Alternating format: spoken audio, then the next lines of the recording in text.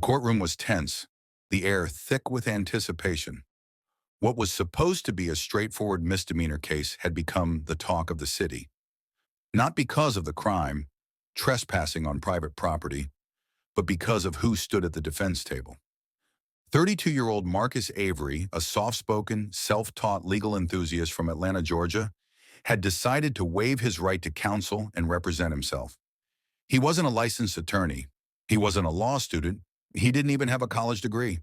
But Marcus knew the law better than most people realized, and he was about to prove it. The charge? Police claimed Marcus had refused to leave a high-end electronics store after he questioned the manager about racially profiling two black teenagers. Marcus never raised his voice, never made threats, and never resisted officers. But after a brief exchange that was partly captured on a cell phone video, he was arrested and charged with trespassing and creating a public disturbance. Most people would have taken the plea deal, a small fine, no jail time, and a sealed record. But Marcus refused. "This isn't about me," he told the judge at his arraignment. "It's about what it means to be seen as a threat just for standing up."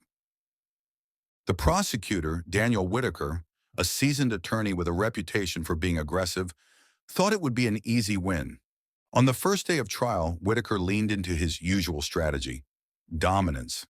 He spoke to Marcus with condescension, often referring to him as the defendant instead of his name, and objected frequently during Marcus's questioning of witnesses. But Marcus didn't falter. He had spent weeks preparing, reading legal textbooks from the public library, studying courtroom procedure, watching trial footage, and practicing arguments with a retired attorney from his neighborhood who had taken an interest in his case.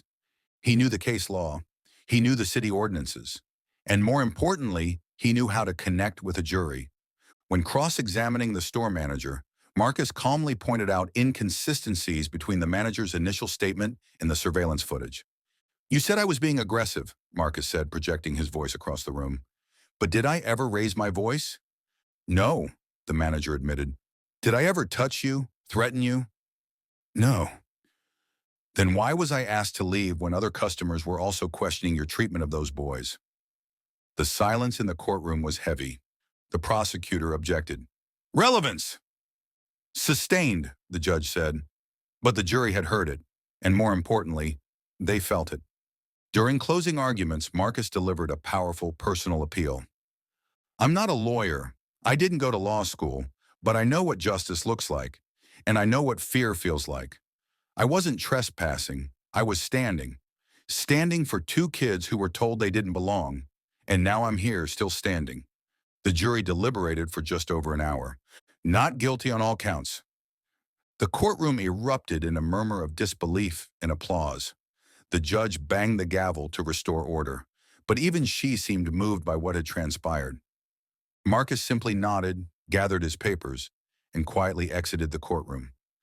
Outside, a small crowd had gathered: activists, community members, and local media.